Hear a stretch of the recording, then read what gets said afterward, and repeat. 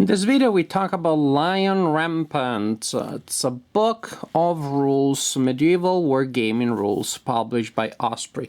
The origin of this video is in my Kickstarter campaign for 2015. One of the pledges was the opportunity for those who pledged at that level to vote several times during the year to choose the topic of a review, to choose the game of review.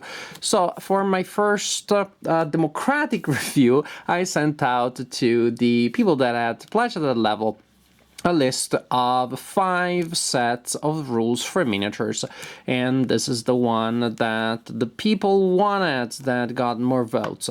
For those out there, including the people that voted, that cast their ballot for this, thank you for pledging in my Kickstarter campaign of 2015. And the next ballot will be from a list of 5 war games by large makers of war games. GMT, people like that. But back to us. Lion Rampant was elected as the set of miniature rules that people wanted to know about, so I played the game. I played it using paper miniatures, which is my tool of choice when it comes to miniature games these days. And luckily enough, I didn't need many. This is a small-scale war game. The idea is that this war game doesn't represent large armies. You're not gonna play the Battle of Agincourt with these rules. It represents small encounters, kind of like, oh, a band of soldiers on one side ended up meeting with the other one, with another band of enemies, completely by chance. Well, since we're here, we're in a place that looks like a battlefield. It's not raining. Let's fight. That kind of thing.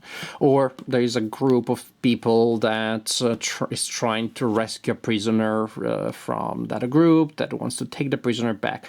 This kind of thing. You have scenarios that will flesh out the situation with a narrative context, with different victory objectives and conditions. The idea is that small band of warriors from the Middle Ages. Now, the production values are very high. This is Osprey, you know that they're good at that kind of stuff.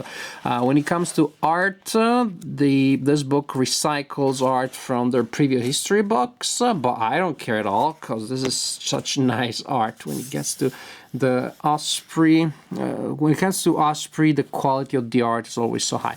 And then also you have pictures that have been specifically taken to represent moments in this game, to represent specific mechanics, situations, and these are, as far as I can tell, originally made for this game. You will, at the beginning of the game, form your own group. You will have 4, 5, 6 units. That's very normal. Each unit will be comprised of a number of miniatures. That usually 6 or 12. That is the standard number. 6 usually for elite groups like men-at-arms, 12 for groups of soldiers a little lower in the food chain, such as serfs or archers, crossbowmen. And as you can see from these pictures, you do not need a tray on which you will place your miniatures in a nice, cute, and tight formation, very well organized, you know, a little bit OCD. These are soldiers that are walking around and not necessarily marching in any sort of organized way. So actually, the idea is that here, in a unit, the miniatures that form that unit will not touch each other. You simply choose a single model within a unit, and all miniatures belonging to that unit need to be within 3 inches from that unit that you declare. And at the end of movement, simply you move a unit, and then at the end of movement, once you moved all of the individual models, you need to reestablish the cohesion that you had at the beginning, no more than 3 inches from a model of your choosing. As you need a leader, each side will have a leader, not each unit. You'll have a leader, and you roll on this table to determine if the leader has any special ability. It may just be that there are no discernible qualities other than a fine mustache. Yeah, you will find a little bit of humor here and there in the rulebook. I usually not that fond of humor in rules. I'm just like, give me the darn rules, I want to play. But I don't mind it. It's done with a light hand. It's here and there, sprinkled around the book, not overdone. I don't dislike it. I don't mind it. You form your group, you have a leader, which is a special unit in a special model in a unit, but not in addition to. So it's not that the unit will have an extra model, you simply designate a model in a unit as your leader. And then, well, you start playing. Hooray! This is the turn structure, which actually, it looks pretty scary. So before we get there, I actually want to show you the stats for each unit. Each unit will have all of these stats here, which means at the beginning, when you're unfamiliar with the units, there will be a little bit of looking things up. Also, since the stats, as it happens in so many rule books, the stats for specific units are buried in the section for the unit. So here you have the serfs, here you have the missile units, but the yeomen are somewhere else, and the men-at-arms, the foot men-at-arms are somewhere else, the mounted men-at-arms are somewhere else. Of course, you will not want to flip through all these pages each time that you need to check a stat for this unit rather than that one. So you will want to make photocopies of the roster here, and at the beginning of each game, patiently write down the stats for each unit. It doesn't take so much patience, it's pretty fast, but you have to do it. As for the values and stats that units have, they have a name, hooray, very useful. I don't like to call my units, hey you dude. I like to call them, hey you, foot surgeons, do that. Then you have attack, move, and possibly shoot values, and these are activation values.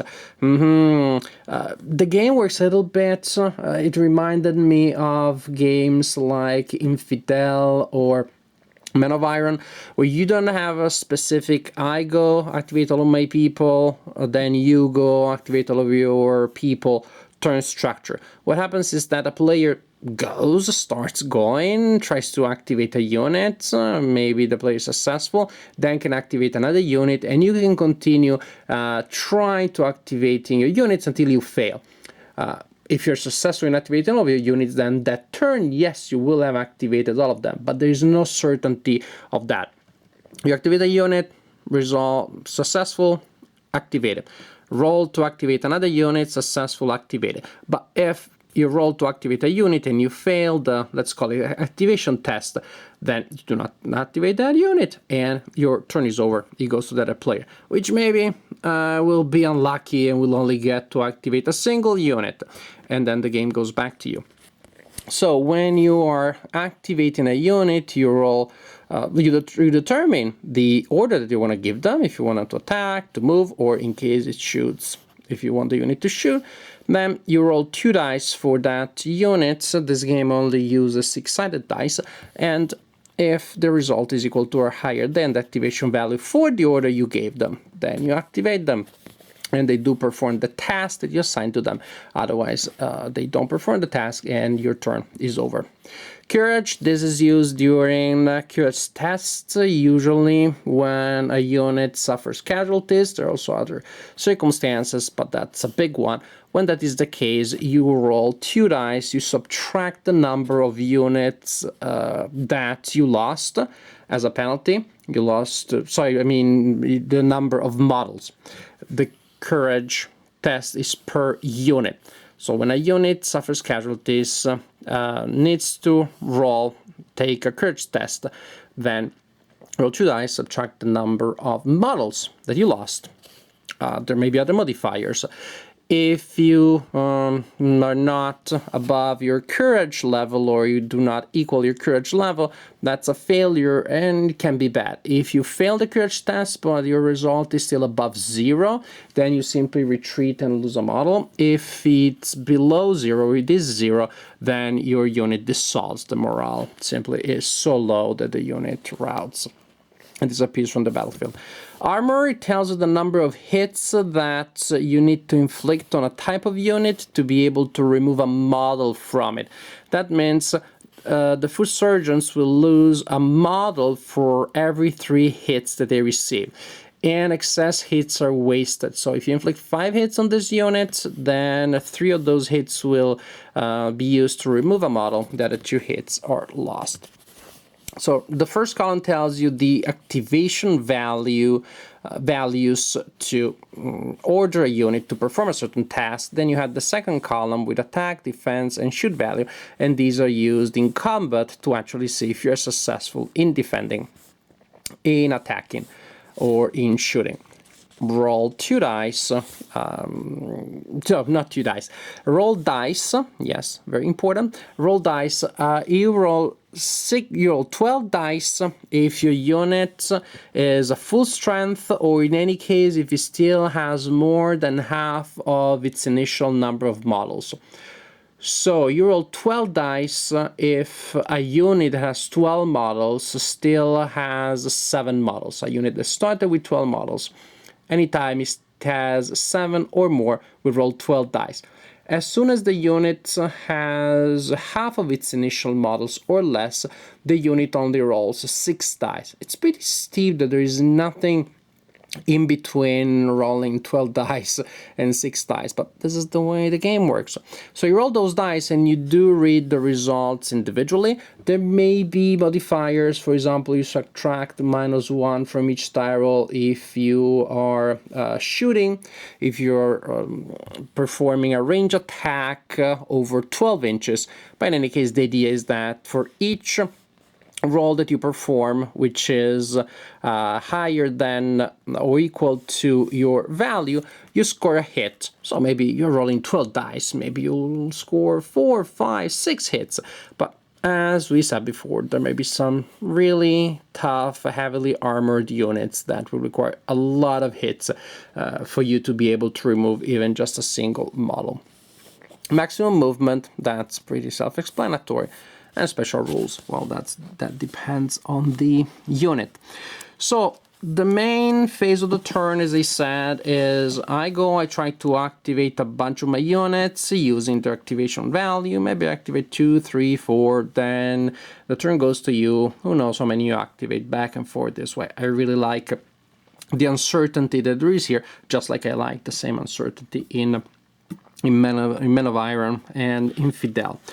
That is the main part of the turn. Now, don't be discouraged by this scary flow chart that actually illustrates all phases of the turn. But they just want to make sure that everything was there. In reality, it's pretty simple. You start your activation phase. Hooray, yes. Then you check. Is the enemy leader within 12 inches of your leader? Then you may issue a challenge if you wish. That's a pretty dangerous thing. You may challenge the leader of the opponent with your leader in a duel to the death. You roll dice, you resolve that. Ouch, you may lose your leader, well, or eliminate the leader of the opponent. It's not something that I really like to do. It's pretty spectacular, eh? I'm not debating that, but it just feels not very safe. It's a big gamble. Then, if you have battered units, they may be battered as a result of combat, then you must attempt to rally each battered unit. You take a courage test with each battered unit. If you pass the test, then the unit rallies, otherwise the unit loses a model and retreats. And then finally, do you have any unit that needs to test for a wild charge? Some units, like mounted men-at-arms, they just can't resist the temptation of charging like crazy. So you need to roll to see, in case these units that have that special ability are in a position that would allow them to move and make contact with an opponent, they just charge, or better, you need to roll and resolve all wild charges. And then, do you have any unit that have not yet tried to activate? This box simply means the main turn. So actually, it's pretty simple. The main turn works as I said. I go a little bit, you go who knows how long, back and forth, with some previous steps based on possibly the possibility of challenging the leader of the opponent to a duel, rallying battered units, and wild charges. There is a good number of scenarios. Here you have a table to construct scenarios in case you don't want to choose one. The burden of choice is crushing you that way. The basic scenario is the bloodbath, one that I like very much for its brutal simplicity. You simply attack each other and inflict pain and devastation on each other until there are only 5 or fewer units remaining in the game. When that happens, you roll a die at the beginning of each turn. If you roll higher than the number of units that are left, the game is over, so that triggers the condition, triggers the end of the game, and at that point victory is based on the amount of devastation that you inflicted on the opponent. At the end of the book, you have some sample groups in case you want to form your group according to historical guidelines, just to give a little bit of historical flavor. But each player can just form their own group any way they want. There is a number of points that you spend at the beginning. As you can see, simply units will cost different amounts of points. There are some restrictions. You can have a force just formed of a single type of unit, for example. But you can create your own unit or use a list among the ones that are here. You even have Eastern Europe, Middle East and Spain. Even Hollywood legends, if you decide to go that way, to have more of a cinematic experience, and even old school fantasy. Gee, Dungeons and Dragons started with a fantasy section at the end of a manual of rules for wargaming. I always tremble when I see such a thing, wondering, oh my gosh, what's this gonna be in 20 years? I don't know, maybe it will just be a supplement that will not generate the greatest role-playing game in the world. Who knows? Lion Rampant. It's a good game. Oh, it's really fun. I like the small scale, but not micro scale. And here scale, I'm not talking about the size of the miniatures. I'm simply talking about the number of units involved. Because it does allow you some pretty spectacular actions. It does allow you interesting dynamics on the battlefield without being hard to manage, without forcing you to purchase and paint a bazillion models. Some people like that. They spend a lot of time painting them and then they want to see them in the battlefield.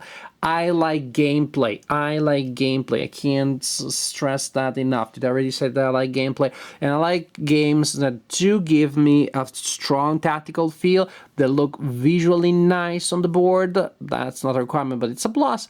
But I want games that are playable and manageable. And this gives me this, because when you set it up with some 30, 40 units, 30, 40 models per side, it looks like a decent battlefield without becoming, as I said, too cumbersome to set up, to prepare, and then to use. The back and forth, to me, that is one of the best things, not something that I haven't seen before, like I've seen in Infidel and Men of Iron, but I really like how it is implemented here. I like the implementation with the miniature system. Of course, since some units are more likely to activate than others, there is a strategy there, because you may want to go for a unit that will easily activate, so you're sure that, or almost sure, a good chance that you will be able to activate several units. But of course there will be situations in which the unit that you want to activate the most is one that may force your turn to end short. So there is tension there. Also, the degree of uncertainty that you have based on that alone is sufficient to make this game very solitaire friendly. This is a game that you can play by yourself, playing both sides at the best of your possibilities. No hidden information, a lot of uncertainty due to this. So a lot of moments in which the game will surprise you and you will surprise yourself. And because of this, also, there is a lot of tension, a lot of fun moments. But since both sides are pretty much saddled with this with this high level of uncertainty, overall, it may happen, of course, that Lady Luck will favor only one side, but in most cases, both sides will have some WTF moments in which they really don't expect the impossible to happen, the horrible to happen, and that does happen. But there is enough randomness here that things overall end up being equalized at the end of the game. It's a simple system, it is not a simulation. I think the Hollywood aspect of it probably could be seen even if you didn't have the Hollywood list at the end of the game, of the rulebook. It's pretty simple, it's pretty basic, it feels pretty intuitive, but it has enough flavor. I mean, the units do behave the way they're supposed to. Maniacs in armor on horses can't control themselves. They had to charge every time they see something. Other units are weak in some ways. They have several advantages. The archers are amazing, but a lot of their, because they can fire but a lot of their arrows will bounce from the armor of their targets. When you get to medieval combat, there's of course this fact that there's such a huge variety of possible interactions due to the enormous difference that you have between different types of weapons, and the enormous difference that you have from attacking a serf whose only protection is body odor, and somebody who is actually covered in armor. So the difference in weaponry and in armor makes for a huge range of interaction within a battle. Some games handle that a little more clumsily. This game handles it quite well, quite intuitively, by allowing you, yes, to score a lot of hits on the attack. You feel very good, but also by having some units that will take all of those hits, and those hits will be very painful to them, and other units against which most of the hits will bounce, and you do need to be able to concentrate a lot of hits to be able to do anything. Lion Rampant, simple set of medieval wargaming rules, fun to play, easy to pick up. It comes in a really nice looking book like we have come to expect from Osprey Wargames. It's a great publishing house, a very solid publisher for essays about military history, and a very solid publisher of miniature rules too, because I have to say, every book of rules that I read by Osprey so far has been a good experience. It's been a very positive experience, and definitely learning Rampart, reading such a good-looking book, and then playing a game that is fun to play. Also, that was a very good experience.